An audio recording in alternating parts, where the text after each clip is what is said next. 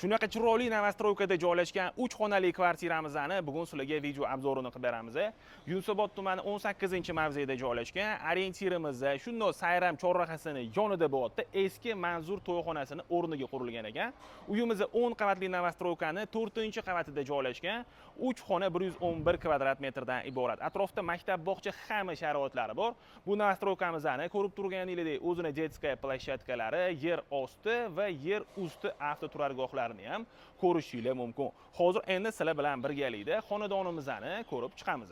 Uyimizga kirishimiz bilan kichkina koridor, chap tomonimizga bemalol stroyniy mebel yasattirib olsanglar bo'ladi. O'ng tomonimizda bo'lsa sanujelimiz joylashgan. Bu sanujelimiz faqat hojatxona uchun planirovka qilingan. Koridorimizdan bo'lsa xollga o'tiladi. Bu xollimizni bitta burchagini bemalol o'zingizlarning xohishingizga qarab divanli zona qilib foydalansanglar bo'ladi.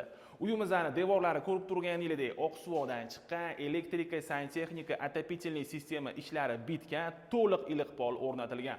Uyimizga kirishimiz bilan o'ng tomonimizda bo'lsa oshxonamiz joylashgan. Mana shu oshxonamizning o'zida bemalol ovqat tayyorlab va oila davrasida televizor ko'rib ovqatlanib o'tiradigan joy qilib olsanglar bo'ladi. Ko'rib turganingizdek fartuq kafellariga joy ajratilgan, bitta mebel qo'yib olsanglar bo'ldi. Uyimizning faqat laminat, eshik va aboy ishlari qolgan. Uyimizga kirishimiz bilan to'g'rimizda bo'lsa родительская spalnyamiz joylashgan. Aynan mana shu chap tomonimizdagi bemalol stroyniy mebel yasattirib olsanglar bo'ladi. Bu uyimizni o'zingizlarning fokusingizga, didingizga qarab bemalol ta'mirlab olsanglar bo'ladi. Bu xonamizni o'zini bu yoqda alohida sanujeli bor.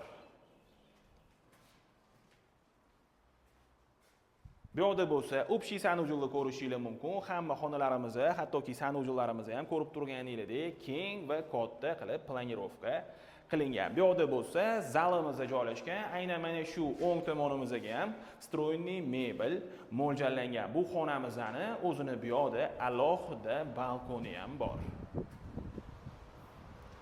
Ko'rib turganingizdek, bu Novostroykamiz katta yo'lga yaqin joyda joylashgan. Bu yoqda bo'lsa Sayram chorrahasini ko'rishingiz mumkin.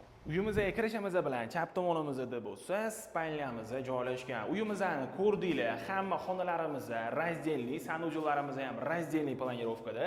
Uyimizda sotilyapti, bemalol murojaat qilsanglar bo'ladi. Telefon raqamlarini yozib qoldiramiz.